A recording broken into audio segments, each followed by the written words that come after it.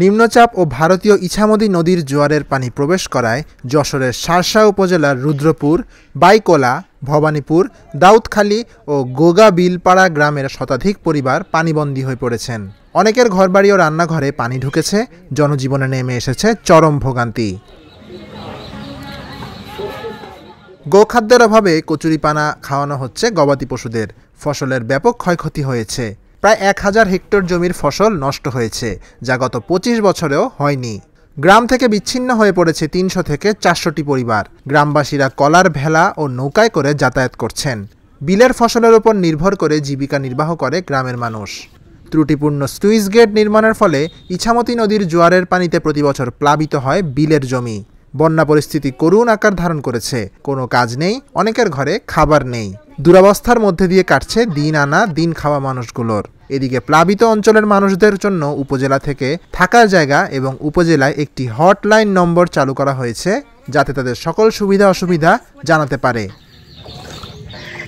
আমাদের গরু, বাছুর, হাঁস, মুরগি কিচ্ছু থাকার জায়গা নেই। আমাদের কঠিন অবস্থা, আমরা তাই নিজেরিটা থাকতে পারছি না। সে টিনির ঘর বাড়ি সব ভেঙে চুরি যাচ্ছে। আমাদের ফসল নেই, ফসল তো সব শেষ। আগে যে বান্দার ছিল, বান্দার থেকে যদি ওইটা না কাটানো হতো, তাই আস্তে আস্তে আমাদের ফসলটা আমরা কিছুটা পাতাম, তাও পারলাম না। আমাদের ঘর বাড়ি সব ভেঙে চুরি চলে গেছে, পাট ধান সবই পানি চলে। তো এখন আমাদের উপায় কি? আমাদের কোনো উপায় নেই। বাড়িতে ঘর দুয়ারি সব ভেঙে গেছে, রাস্তায় আসবো, রাস্তায়ও পানি।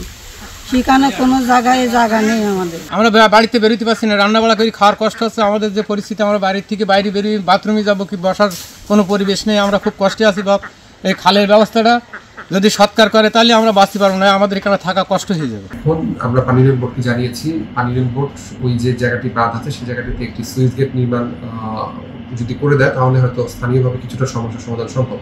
আর একটি সমস্যা আছে, এই যে পানিগুলো ঢুকছে আমাদের বাংলাদেশের সীমান্তে দিয়ে, এটা একটা খাল দিয়ে বের হয়। সেই খালটি আবার গিয়ে পড়েছে আমাদের পার্শ্ববর্তী জেলা সাতক্ষীরার কলরুয়া উপজেলাতে গিয়ে পড়েছে। তো ওইখানে কলরুয়া উপজেলার কিছু জায়গাতে আমরা শুনেছি যেখানে কিছু অবৈধ ঘের বাছে ঘেরটের করে ওই জায়গাটা পানি প্রবাহপত্র বন্ধ আছে।